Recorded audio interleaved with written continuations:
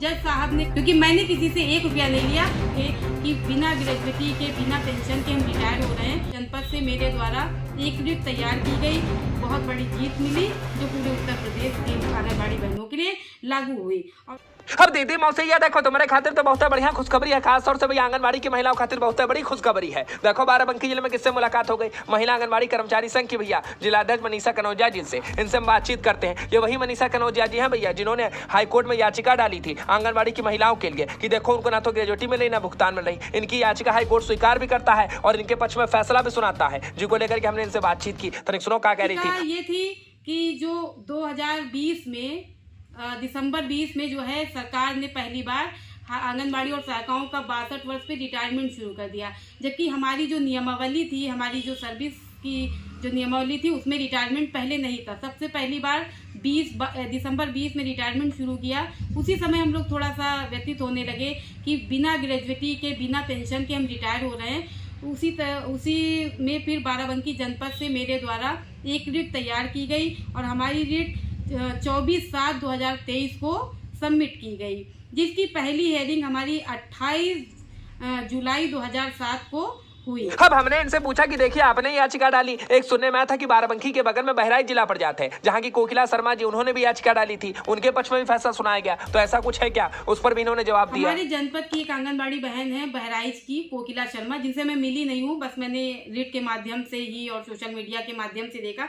कोकिला शर्मा जी ने भी एक रिट ग्रेजुएटी को लेकर डाली थी, जो कि वो रिट हमारी रिट के बाद थी। उनकी रिट का नंबर है 5905। उनकी फाइलिंग डेट है 11/8/2023। उनकी पहली हेयरिंग हुई 28/8/2023।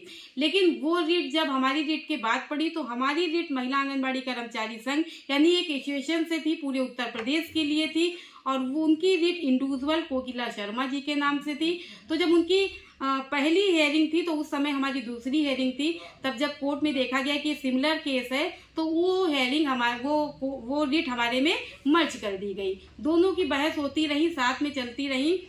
उसके बाद 22 तारीख को जो उनका ऑर्डर आया है, सोशल मीडिया पे दिख रहा है 22 को उनका ऑर्डर आया है। तो जब हेयरिंग हुई तो उसमें ये हुआ कि वो उनका इंडिविजुअल नाम था और हमारा एसोसिएशन की तरफ से था। तो जज साहब ने कहा कि एसोसिएशन में मतलब मनीषा कनौजिया इफेक्टेड नहीं है क्योंकि रिटायर्ड मैं नहीं हूँ। तो उसमें ये हुआ कि जो है ये जो 2023 के बाद रिटायर होंगे उनको इफेक्ट मिलेगा। तो हमारी अधिवक्ता जो अभिलाषा पांडे जी हैं उन्होंने कहा कि नहीं, उनको भी लाभ मिलना चाहिए। 2020 में जो रिटायर शुरू हुए जो बैक के हैं उनको भी मिलना चाहिए। तो वहाँ पर कोर्ट ने उनकी सूची मांगी कि वो लोग कहाँ हैं। तो उनकी सूची के लिए जब निर्देशित किया गया अधिवक्ता जी को तो उसमें हमको समय लगा सूची बनाने में, और उसके बाद हमारी डेट में उनका एक इंडिविजुअल ऑर्डर था इसलिए उनका ऑर्डर हो गया क्योंकि वो अकेले के लिए था।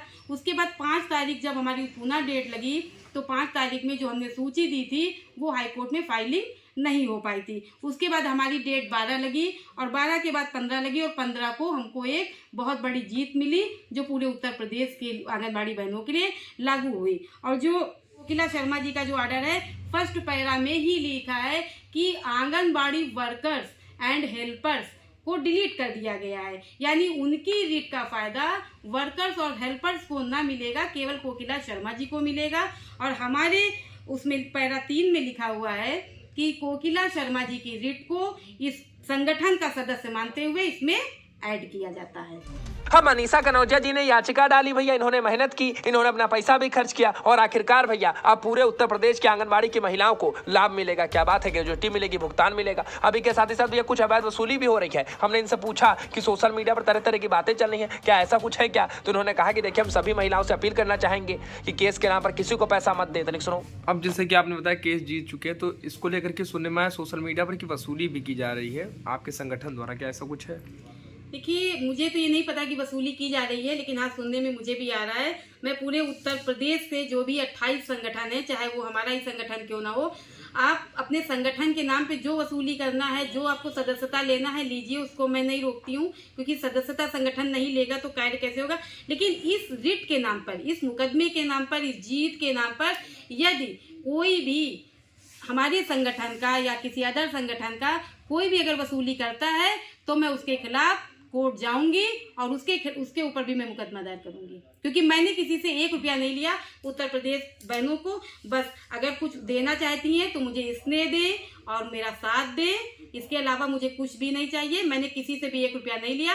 इस रिट की खर्चे की मैं स्वयं जिम्मेदार हूँ। धन्यवाद। हम महिला आंगनबाड़ी कर्मचारी संघ की जिलाध्यक्ष मनीषा कनौजिया जी की बातें आपने सुनी भैया। वाकई में दिल से सैल्यूट करने का मन करता कि देखो आखिरकार इन्होंने अपना खर्चा भी किया और पूरे उत्तर प्रदेश के आंगनबाड़ी की महिलाओं को लाभ पहुंचाने का काम किया है। अब सभी को भैया रिटायरमेंट के बाद भी ग्रेजुएटी का भुगतान देगी सरकार, लाभ देगी। क्या बात है। बाकी वीडियो अच्छी लगी तो कमेंट करें, चैनल को सब्सक्राइब कर लें और केस के नाम पर किसी को पैसा मत दे, वरना देखा तो ये कार्रवाई भी करेंगी और कोर्ट भी जाएंगी। बाकी वीडियो अच्छी लगी तो कमेंट करो, चैनल को सब्सक्राइब कर लो। शहबाज साहब की खबर इसी पर मिलेगी तो बेल आइकन जरूर दबा देना। सब्सक्राइब कर लो चैनल को।